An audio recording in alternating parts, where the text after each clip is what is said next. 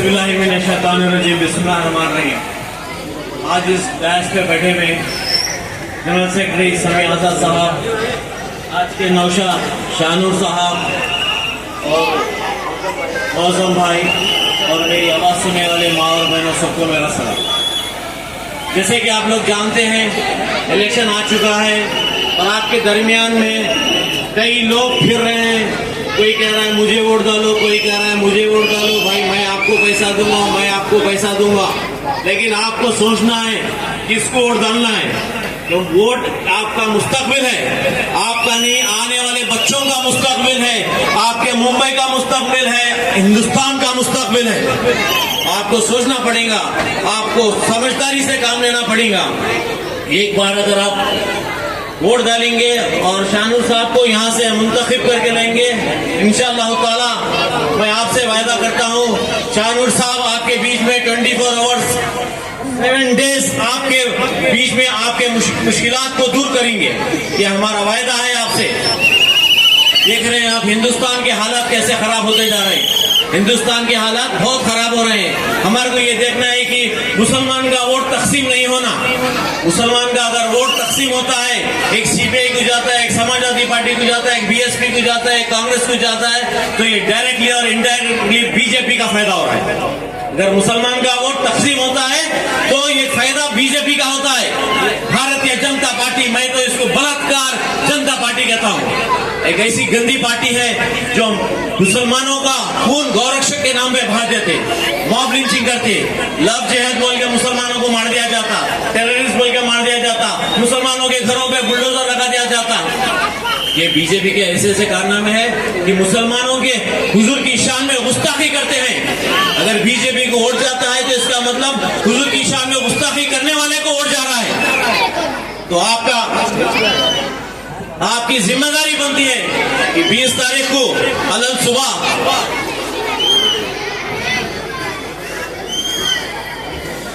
शाहनूर साहब के हक में अपना कीमती वोट डालिए और इनको भारी अक्सरियत से जिताइए। ये तो था बीजेपी के सेलिएंट फीचर्स। मैं आपको कांग्रेस के बारे में बताना चाहूंगा। आपको मालूम है बाबरी मस्जिद शहीद हुई, क्या मुसलमानों के दिन से बाबरी मस्जिद की शहादत भूल सकते क्या आप लोग? बताइए मेरे को। कभी नहीं भूल सकते।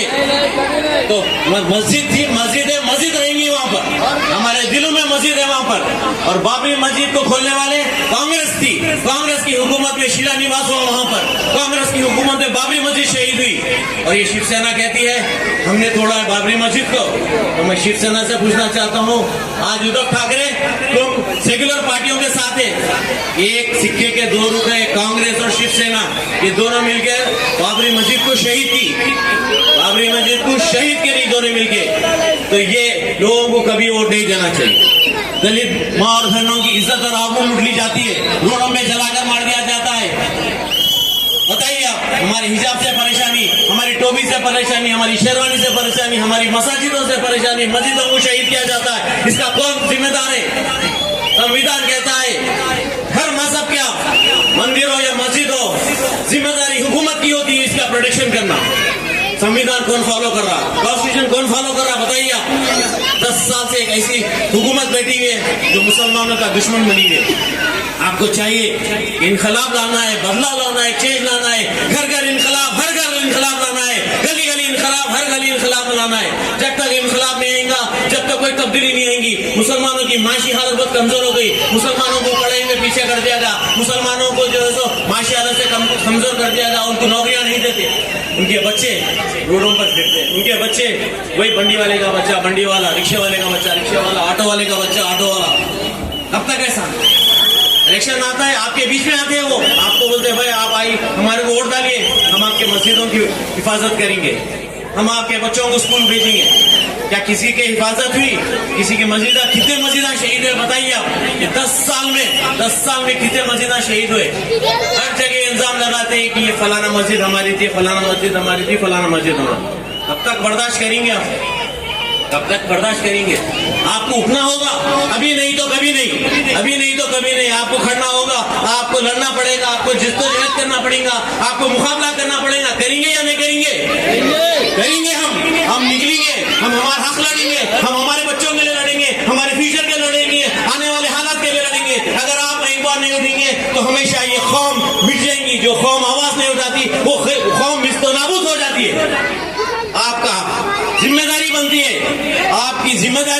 आपके बच्चों का मुस्तकबिल है, वरना कल आपके बच्चों को आप जवाब नहीं दे सकेंगे।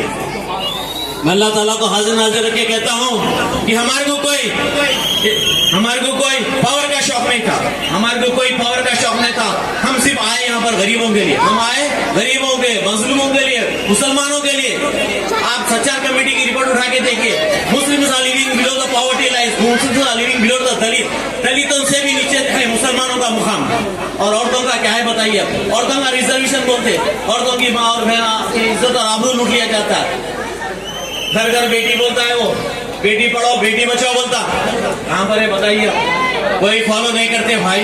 आपको अपनी ताकत बनना पड़ता, आपको एक प्लेटफॉर्म पे आके बताना पड़ता कि मुसलमान किसी से नहीं डरता, मुसलमान का वोट नहीं बिकता, अल्लाह का कलाम नहीं बिकता, मुसलमान का फरमान नहीं बिकता। तो आप अपना वोट मत बेचिए, आप अपना वोट कीमती वोट सही जगह इस्तेमाल करिए, ताकि आप बता दीजिए कि मुसलमान कभी बिकता नहीं, वोट कभी बिकता नहीं। दलित भाई, मुस्लिम भाई, भीम भाई सब मिलकर इत्तेहाद पे आइए, एक प्लेटफॉर्म पे आने की जरूरत है।